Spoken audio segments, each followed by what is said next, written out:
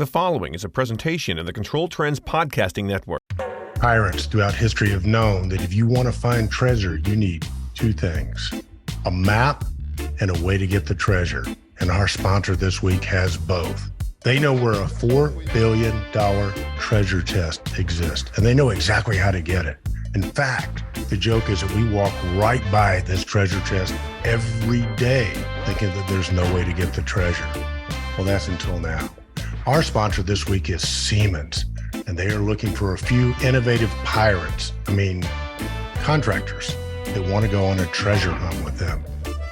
You see, there are over 6 million rooftop units that are not being properly controlled. This is according to the Department of Energy, and they say that rooftop units account for 60% of all the air conditioning load in the United States, and that each unit is wasting on average between $900 and $3,700 a year in energy. Think about it. So with all the attention around decarbonization and ESG mandates, how long do you think the government is going to let this go on? You might not be thinking about this, but your customers are. And someone's going to help them solve the problem, so why not you? You probably know the reason why this problem exists in the first place. The rooftop market is competitive, and to win on bid day, a bidder could only provide the cheapest form of control, usually a thermostat. So now you know where the treasure is, but how do you get it? You're probably thinking putting a proper control system in for 1 or 2 rooftop units is going to be way too expensive. And in the past it was. But now Siemens has introduced the Siemens Climatic RTU rooftop solution. And it brings all the functionality of a more sophisticated system. You're probably thinking putting a proper control system in for 1 or 2 units is way too expensive. And it has been until now with the introduction of the Climatic RTU from Siemens. This solution brings all the functionality of a more sophisticated and expensive system in an easy to use and cost affordable solution. And with the ESG concerns not going away and people talking about saving energy and indoor air quality being at the forefront of everybody's mind, Siemens has the key to unlock the treasure chest. So what's the catch? Well, the catch is you're going to have to take some action. You're going to have to bring this to your customers and make a sale. The great news is that Siemens and their local distributors are there to help. They can help train your sales staff and your technicians. All you need to do is set up some appointments with your customers and let Siemens help you close the sale. In the meantime, you can just click on the link in the show notes and get more information about this, including a free, no obligation sales kit. The only question you need to ask is, will you be the one telling your customers about this, or will your competitors? Siemens is ready when you are, so raise your hand and hop on the pirate ship and go get some treasure. Welcome to episode 416 of Control Talk Now, where we talk about all things HVAC and smart building controls, including sales and marketing. I was at Haystack Connect last week in Nashville, and it was super impressive, the people and the content. It was so good meeting people that came from overseas. For example, Siemens sent a bunch of people from Switzerland. So shout out to Christian and Alex and the rest of the group from Siemens. And from Wales, we had Emma and Steve from Phantom Factory. They have a really great training solution you're going to want to know about. Joseph and his team from Dual Fuel, Boiler Guys, loved that. They were from New York. Robert Harlan, Carlos, Jamie Lee. Well, I could go on for the whole show talking about all the cool people that were at Haystack Connect. But the point is that people in our industry are great. And I caught a lot of them on video talking about their products and their solutions. And I've started posting them on Control Trends, so be sure to check them out. The big takeaway, if I had to have just one, was the introduction of Zetto. Zetto is the latest and greatest iteration of Haystack Connect for tagging. It's really cool. I did an interview with Brian Frank, who explains it so much better than I could. And I've got it live on Control Trends now. So rather than me try to explain Zetto, just click on the link and watch that video. And speaking of great events and great people, I'm off to Real-Time Imicon to cover the show and help Jim Young, Howard Berger, and Lisa Woods celebrate their 25th show. Well done, guys. Very impressive. So if you see me at the show and if you're there, please come up and say hello. I'll be the guy with the camera and the microphone. Can't wait. Hope to see you there. So now with that, let's get on to this week's guest. Zero. It is not often I get another podcaster in the house, but I have one today. Old friend of mine, Tim Vogel. You know him from KMC Controls. He is the VP of Connected Solutions at KMC, and he is also a badass podcaster.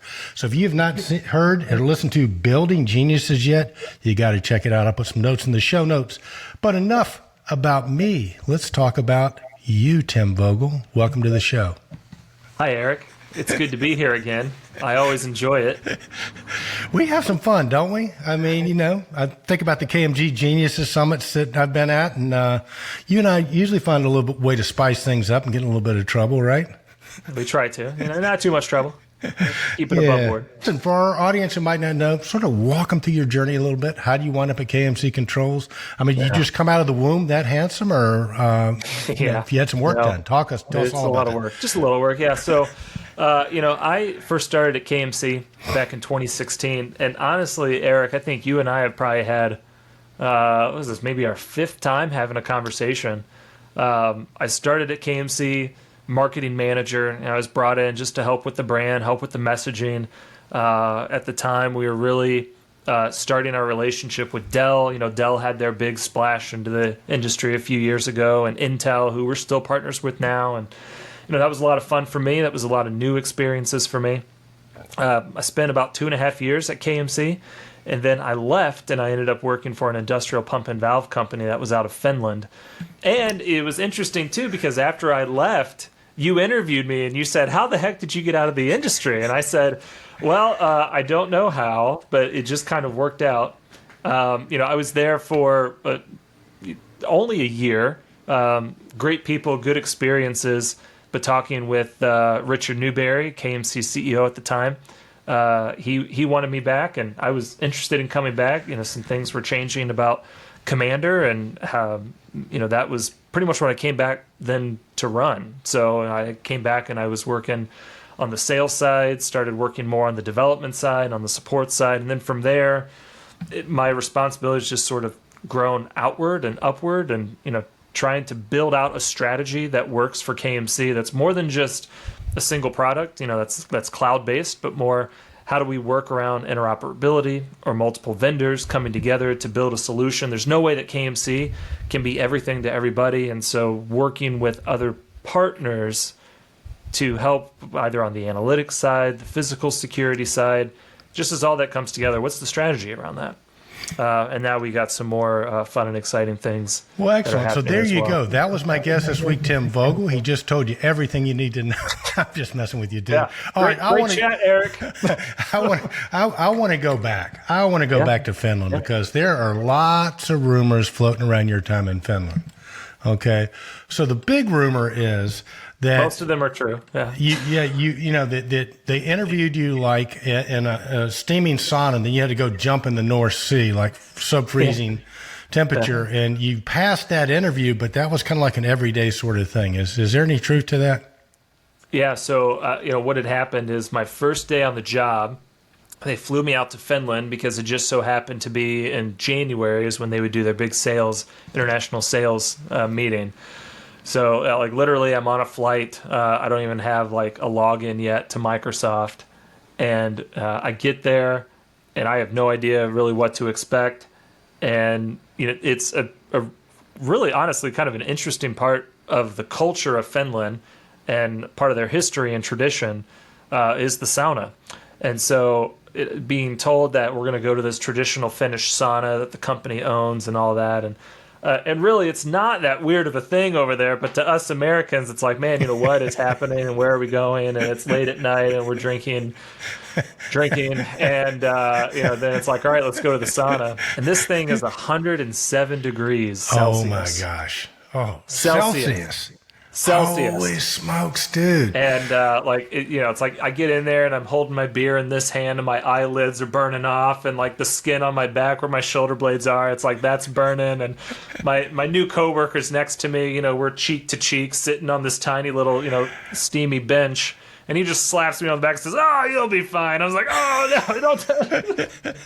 Oh my And God. after about 10, 15 minutes, I get my back scrubbed by my boss, and that was fun. And then we go out down to the frozen lake, and we jump into the frozen lake. And I mean, I'll be honest, I climbed down the ladder. The only thing I remember about being in the water, Eric, is someone saying, "Just think about how they felt when the Titanic sank." Oh my and then, gosh. like, next thing I know, I'm like, Jack and Rose is about to let me go, and I'm going to sink down to the bottom, and that was it. But I'll tell you what. Yeah, that was one of the great lies ever told on screen. When, if you haven't seen the scene, Leonardo DiCaprio is in love with this woman, and the Titanic is sinking. He lets her get up on the little barge thing, right? And she's holding his hand. She goes, "I'll never let go," and she just lets go right away. Yeah, I'll never let go. Kisses his hand, lets him go. Yeah, just like that, man. Just like that. But Jim, I think the other thing too is, I don't know about you, but I would have been looking around. Okay, I didn't bring a swimsuit, right? Yeah. No swimsuits. But dude, I tell you what. Needed. Yeah, but if you the snow angels, that was interesting. Oh, you did snow angels too. Oh my gosh, because you're over there, like you said, in January, right? Yeah, this is January. This much snow on the ground, but honestly though, like it's the whole tradition is built around camaraderie and being there for each other. Yeah. And it's part of the culture, and so being kind of brought into the culture of the company and the culture of the country was a really great experience. Really enjoyed it. Went to a sauna at a gun range one time. That was another interesting story, but we'll save that for another time. All right. No, I dig it, man. I really do, and hats off to you because I could tell it was a great experience for you, and I can also tell you're probably glad to be back, right? Yeah. You can always go swimming in Lake Michigan in January if you want to, right? Can. Yeah. Cool. No, again, it was great people and really interesting product. And I'm fortunate. I feel fortunate for the time that I got to spend there and the travel. I went not only to Finland, but I also went to Canada quite a bit, and Mexico for a little while, and all over the United States. Going to these mines and going to these process facilities that are really kind of backwater and country roads, and you just never notice them or see them, and so you get to learn a lot about the infrastructure and the people behind that. And I took a lot of that information, a lot of those experiences, and brought it over to KMC. Not the sauna part, but just the experiences of what does it mean to monitor a process that is dirty, dull, or dangerous, and take those same principles and apply them to building automation. And along with that comes expectations from the industrial side over to the commercial building side, which is similar in some ways and different in others, but how can we take some of the best of that and bring it over? It's been great. It's been a lot of fun. So were you doing marketing there as well, Tim? I was North American sales director for their IoT product. Okay. Focused on looking at pump curves, pump efficiency, vibration analysis, temperature analysis of pumps and valves, and again these kind of major industrial processes. The difference between a commercial and industrial a lot of times is industrial. If you screw up, it can cost you millions of dollars, right? One little mistake. Where buildings, you might get some people mad at you or whatever. But Tim, walk us through. So let's get back, because KMC, obviously your customers know what a great brand it is and what you guys are about. When you sort of talk about Commander and things like that, talk to our audience a little bit about who is KMC really positioned for, and what is Commander all about? So KMC Controls is a family-owned company, and we're American-made. Back of my shirt that I'm wearing today, I was at a company picnic just today. Talks about it being proud to be American-made. That's a core part of our ethos and value system, and we want to build American jobs and American products, and we think that there's a lot of advantages to that. We're also supporting our communities everywhere we have employees, and so we're supporting American communities. Everything we do is here in the States, so that's everything from our plastic injection molding to the SMT machines that are building the individual electronics, and it's kind of a labor of love for a lot of us to go and be a part of it. I before we started talking here, we talked about how I brought my boys to work with me yesterday. They're 7 and 9, and I got to do for the first time, because I felt like they would, respect my wishes and commands. What is let me go show you the factory, and we walked through, and someone on the SMT line stopped and told my boys how everything worked, and they were asking just these amazing questions, and so for them to be able to be there and see what it's like. One of the things that we call KMC, and this is sort of a newer thing for us, is a generational community. And it's a community where we ask ourselves, what kind of company and culture are we building? And is it one that I would want my family members or children to work for? And so we just take that hyper serious, and we can because of who we are. Yeah. And, that's just another core value of ours. Now, that's kind of the value system of KMC. The other side of KMC is the product, and we're dedicated to providing world-class technology and trying to stay ahead of it.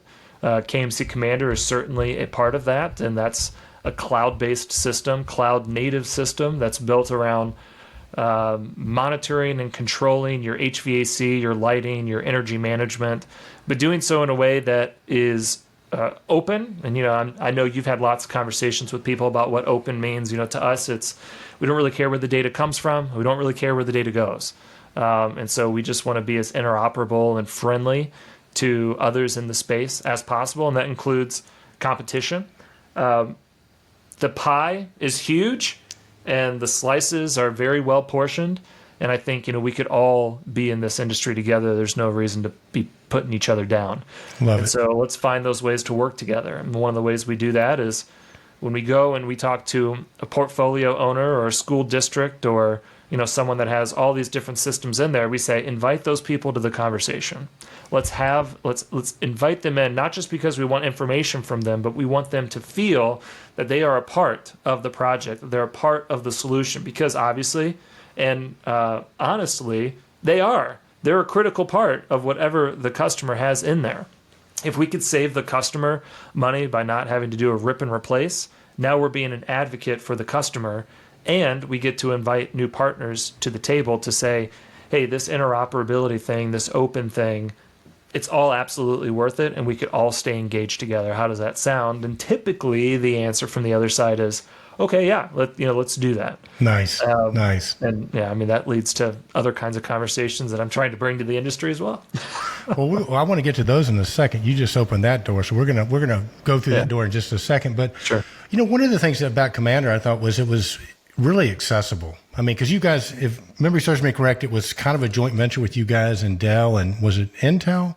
Yep. As well. And so it was accessible, meaning that it was relatively easy to set up, work with, program. It was very flexible, and it was also very much we just say it wasn't price prohibitive. It was very, very, I think, fair price point.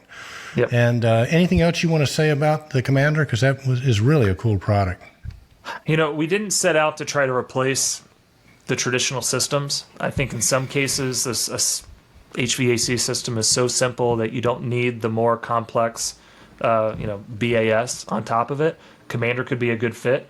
Otherwise, we like to say that Commander's a cherry on top. How can we get just the information you want in a way that's the easiest possible way to get it via the internet at the same URL, whatever the site is, and then only pull the data points that are most important. Why do we have to pull everything up? Why do we have to make it so complicated? Why do we have to make it so expensive? If we can give, again, an end customer and be an advocate of theirs and give them exactly what they want to see on all the kinds of tablets or devices they want to see them on, let's do that. And then, yes, let's do it in a way that is not cost prohibitive.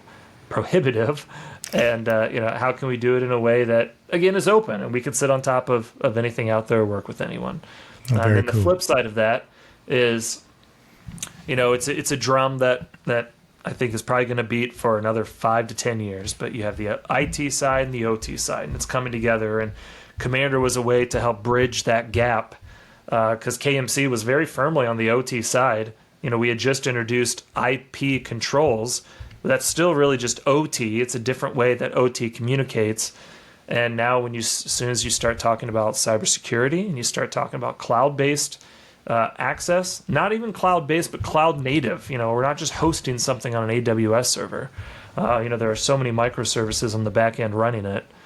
Once you start doing that, now you're really bringing together the IT and OT side. And now you have to bring your customers along with you, and you have to, again, invite people to the conversation, and that includes IT. Don't shun IT, bring them in and tell them up front, this is what we're doing, here's how we're doing it. And you know what, 90% of the time, 95% of the time, they're going to be comfortable with it because of the way that we're approaching it. Well, so that's kind of where Commander, again, it's not just another BAS system. Exactly. It's we're trying to elevate that conversation a little bit more. Yeah, so you guys are like the Ted Lasso team, for lack of a better metaphor. So, Tim, you've been at the game for a while. What are your customers asking for differently, or how are they approaching BAS? Are there different players coming to the table versus? I mean, it seems to me like things have just changed very rapidly just over the last 2 years. Are you seeing that? And if so, what are your customers asking for now that they didn't ask for before? I don't think it's any secret to say that supply chain's been a struggle, and customers have really had to adapt to figure that out. I think as much as it hurt a lot of different HVAC vendors, what it forced system integrator partners to do, if we look at it in different channels, the system integrator channel, they started looking at other solutions because they needed to find something that was available.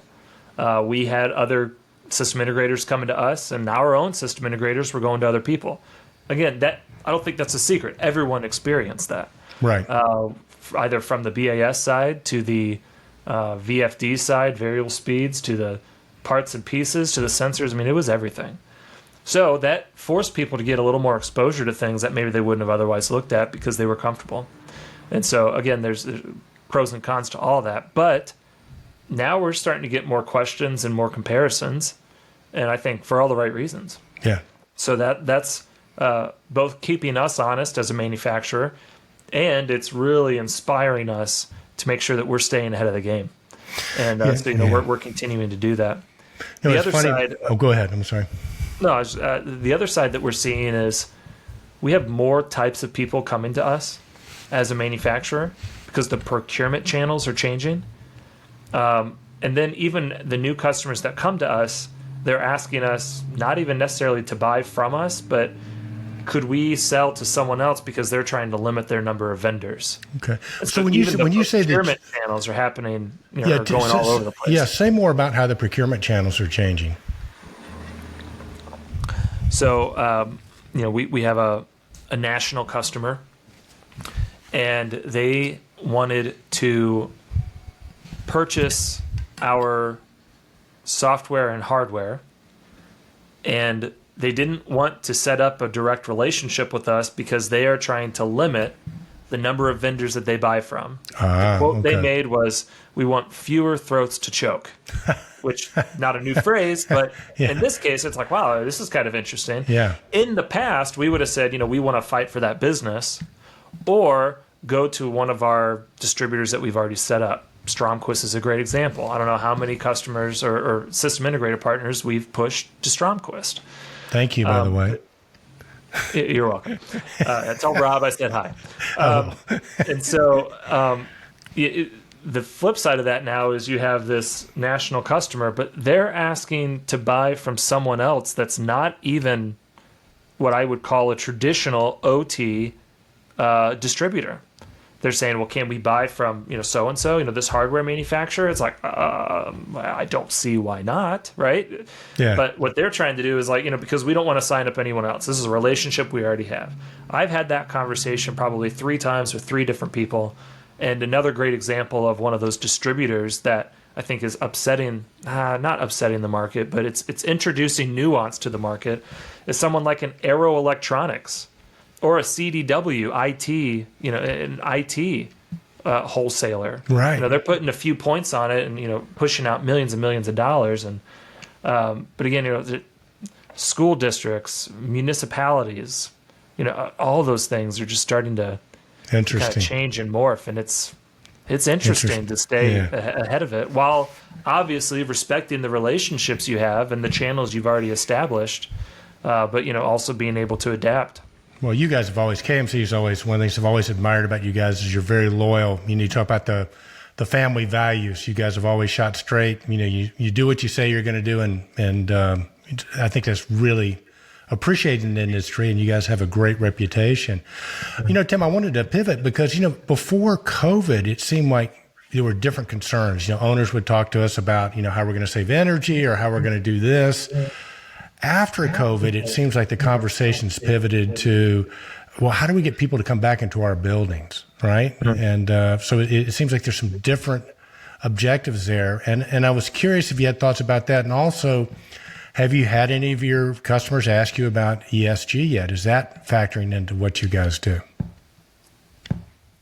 Specifically, the sustainability part, the environmental part, not the other part, but, reporting, specifically the reporting of data to show that they're being good citizens. Yeah. So, you talked about pivoting priorities. Before COVID, I think energy and really focused on energy cost. That was the biggest thing. How can we reduce our energy spend? Obviously, we want people to be comfortable. Obviously, we want people to be healthy and safe.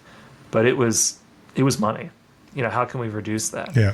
And I think a good example of that, which then pivots into the pivoting changes that have gone through our industry, was simple things. What sort of sensors are you putting in your buildings?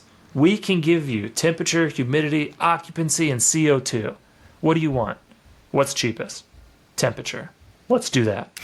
And so what happened is everyone got temperature, unless, of course, there was already regulations like in California that said CO2 had to be a part of it. Maybe there was a spec that some engineer wrote, whatever it is. If it was purely cost-driven, it was temperature only. And then COVID happened. And COVID made a lot of people go crazy and spend crazy kinds of money on, I would say, not so great sort of things. In some cases they were fits, in other cases they weren't. I see like a lot of school districts throwing in air purifiers, and the air purifier, just the amount of money that was spent on air purifiers. BPI is another example. And then, once that initial rush trying to get everything out there was done, then it was, okay, so, for maybe a year and a half, really strong push around IAQ. I want to know about indoor air quality. And I don't know what other people saw. There was a lot of talk about it. I did not see a lot of dollars flowing. And the reason being is because it wasn't just about monitoring, but it was about, you got to have the data. Mm-hmm. Well, what kind of sensors do we have in? Well, it looks like because you were saving money before, all you have is temperature sensors. And, well, what do we need? Well, we would recommend at least CO2 and at least airflow. And what sort of filters are you putting in? Oh, well, we're going to do this, we're going to do this, we're going to bump up to MERV 13. It's like, oh, really? Like, are those going to fit? Well, how much is that going to cost? Well, $80,000 to retrofit each of your units. Oh, okay, well, we don't want to do that. So it was, well, what do you want to do? And it's like, well, we'll just kind of wait and see. We'll just run our systems full out. And so then there was 6, 9, 12 months of people now spending 30, 40% more on their energy, and everyone walking around cold because the ACs were just pumping out because they're trying to get air changes per hour up. And now what we're seeing is everyone's back to, okay, COVID's over. We want to go back to at least spending what we were spending before. And now what you said, Eric, is now we have these ESG goals or environmental goals or net zero goals, which, it's Kill the interesting carbon, when you do baby. things like this, Eric, because you have these personal opinions that you want to share, but you also just want to be honest. And so, but this is what I'll say is, I think there's so many people that mean well around their ESG goals because they're trying to reduce what they perceive as impact on the climate, which is a noble thing. But they just simply are making these goals without any sort of informed decision-making behind it, right? Where's the energy coming from to move everything to electricity? I think there's efficiency gains to be met. And then you talked about ESG in general, which, on the podcast I've mentioned a couple times, I think the E is the side that we could all get behind. Yeah. The S and the G part, I think, is being erroneously lumped together with energy. I think we should keep those issues separate. Now, again, I'm not advocating for or against it and saying that. No, I just think it's absolutely a shame that we're potentially going to scuttle what we can do around energy because we're just trying to do too much all at once. And so I've been an advocate of trying to have your goals, and let's be honest about them, but let's not lump too much together into one.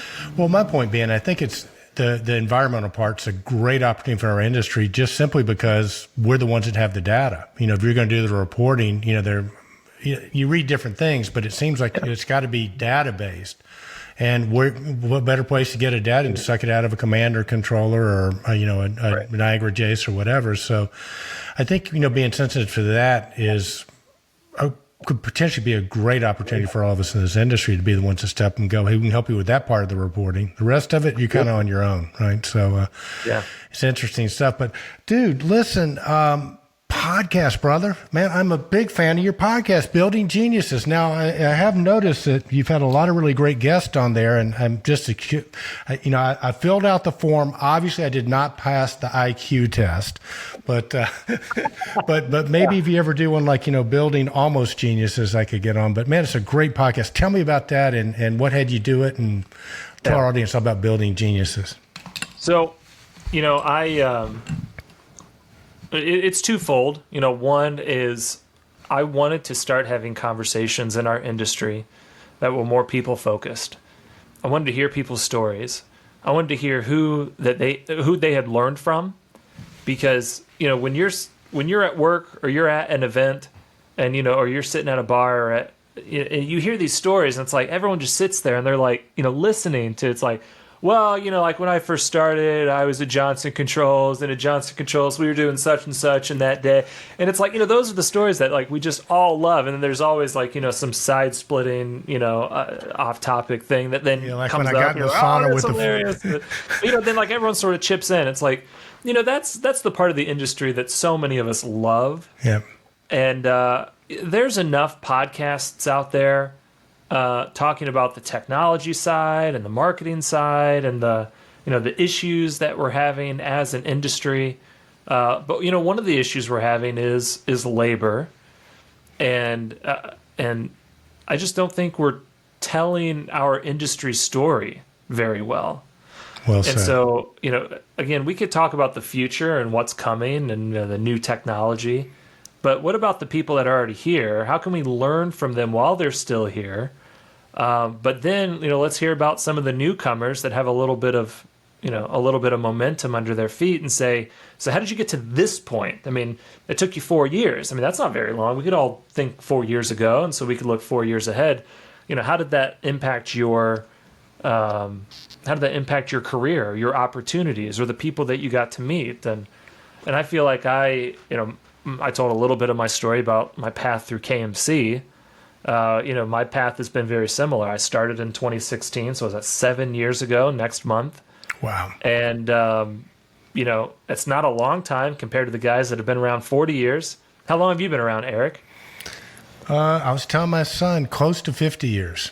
Yeah, so it's like 50 years of experience. And that's 50 years of stories, 50 years of history that I don't have.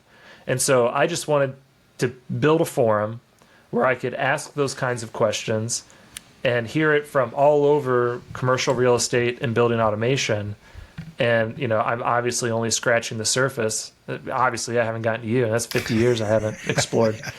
But, it's like there's good sides and there's bad sides to all these stories. Yeah. There were mistakes and there were, great things that happened. Let's just talk about it all, because if we can't talk about how we have failed, then, none of us are really ever going to succeed. So that's kind of the overall idea of the podcast. We've done 24 episodes so far. Wow. Every single one of them has been great. Yeah, and, I agree. We'll be starting season 3, probably recording those because we kind of record them in batches. Yeah. We're starting to record those in July or August. Nice. Well, compliments to you, Tim, because as you know, because you're really good at it, not everybody can pull the stories out and keep it, kind of fun and entertaining. You do, they call you a host for a reason, and you do a really nice job for our audience out there. If you haven't listened to the Genius podcast yet, it is really, really, it's entertaining. It's informative. Everything Tim described, he's delivering on. So I'll put a link in the show notes for the Building Geniuses podcast. And be sure to put in your comments, why haven't you had Eric on yet? We know he's not a genius, but he's an old guy. Yeah. If I can get 100 likes on your LinkedIn video, you will be in season 3. Oh, wow. There you go. Wow. 100 likes. 100 likes for Tim. No insightfuls, no laughing. It's got to be a thumbs up. I got you. Well, now, of course, there are a sort of poor podcasters like me who have to edit our own videos. And then there are your sort of elite podcasters like Tim who have a team that edit their podcasts for them. So take that into consideration too, folks. That's right. Yeah. So, with that though, Eric, shout out to Michael Dickin. He is our video specialist. He does all of our videos for our YouTube channel. He does all the podcasts. He is incredibly talented. Yeah. I love having him on the team. So, shout out to Michael. Yeah, good job, Michael. Yeah, he does great work for sure. Okay, so KMC, man, where are you guys going to be this year? You got any summits? You going to be at any shows? What's next for KMC when people want to track you guys down? So depending on when this gets released, we will be at Realcomm IBCon. We'll have a booth and a kiosk, and then I'm going to be a part of a panel around indoor air quality. Sweet. And looking at less so the technology and more the efficacy of the technology. What's the outcome? I think that's really, really going to be good. I've been joking, it's like I'm going to be on a panel of distinguished guests. I will not be a part of the distinguished part. But I think there's at least 3 other people, a professor from the University of Colorado, the guy that is the architect and BAS director for Chicago Public Schools, the 3rd largest school district in the United States. Nice. It's going to be an amazing panel, and so I'm just really I feel fortunate to be able to be a part of it. The part that I will be contributing is really going to be around that data side and sharing that data with anyone so that we can ensure that all the efficacy of our indoor air quality projects, whatever those KPIs are, that those are actually being hit. Well said, Tim. And I think you're spot on about, with our listeners out there listening about the ESG reporting. You really got to get centered on the environmental side because you got to get the right data. We've got the tools to extract the data. We've also got the ability to give you the sensors that will get you the data that's meaningful. But partnering with somebody like KMC Controls or, really pretty much any of the manufacturers in our industry that, is a good start for anybody out there just listening and wants to know how to get on board with the E part of the ESG thing.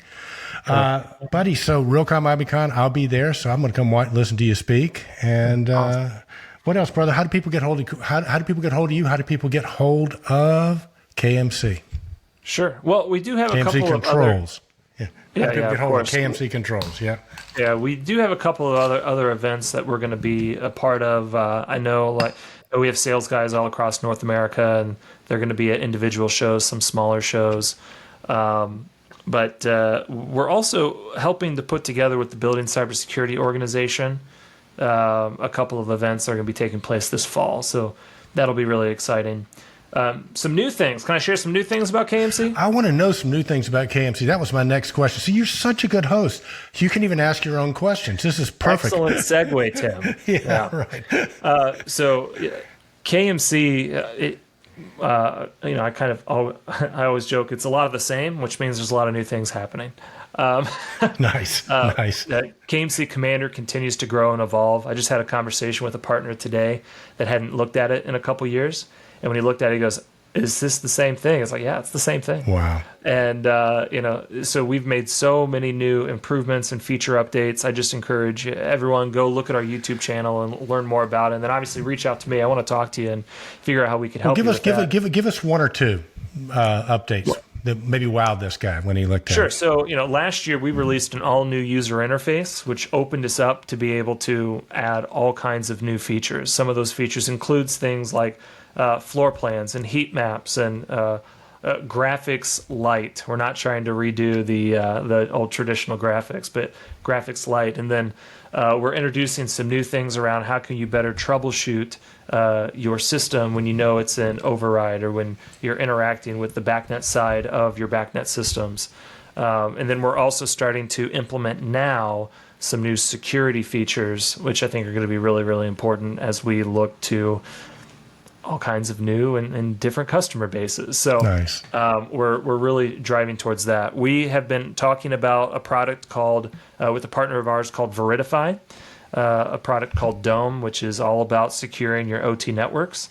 Very excited about that. We'll be bringing that to market here in the next couple of months, a fully commercialized solution, which, again, we've been working on for a long time.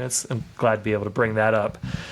We have a new airflow measurement system, which we've been talking about for the last year and a half or so.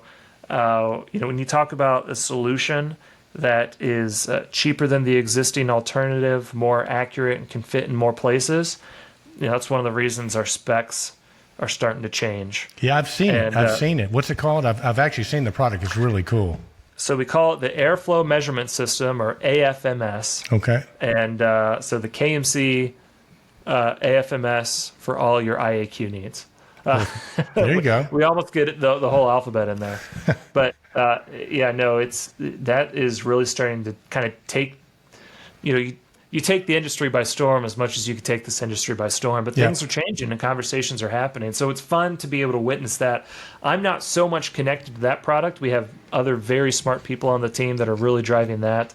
KMC Commander does have an aspect of it. We have a special page we built for it. But other than that, it's in the great hands of people like Jesse Shoemaker and Eric Kruder and Mitch Kaler. And, they're just going out and pushing it like crazy. Clifford Milligan.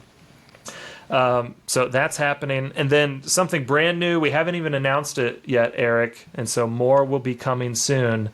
But KMC Controls just recently hired a man named Ari Rubin to be a senior vice president of consulting for a group and service or a group of services and products that we'll be calling KMC Consulting. And it's going to be all around management consulting. It's going to be around project consulting. It's going to be talking to a different tier of customer than what our typical other channels hit. And so more information will be coming on that. We're going to get some videos. He's going to be in the office next week as we go. And give me an example of the type of customer he might talk to. When you say would be talking to project managers or people that are managing project managers, I realize he's probably going to be doing a lot of different things, but just one customer set that you guys think he'll be helping on? So I would say that the traditional HVAC market does not often talk to the C-suite. Got it. Okay. The C-suite is looking at business level decisions and management and process issues. Right. Those are things that he's very well suited to help, and he has a whole network of people that we're soon going to be bringing on board as well. And so he'll be able to, HVAC related, smart building related, tax related, commercial real estate and investment related. I mean, there's all kinds of new avenues this is going to hit. And a part of that is finding out what gaps those are in those processes and what you're trying to accomplish from a managerial standpoint, and then putting together a multi-vendor connected solution approach to make sure that you're getting the data, visualizing that data as much as necessary. So as the C-suite talks about ESG goals or net zero goals, he's going to be extremely finely tuned to be able to go and have those conversations, not just about HVAC, but about everything that's important to that business. That is so cool. Was that a you idea? No. It's a joint effort. That's brilliant. We all work together, Eric. No, I understand. Ted Lasso, I know. You've seen the show, right? For our audience out there who haven't seen Ted Lasso, we're talking about Ted Lasso. I would like to see the biscuit recipe because I would like to try it.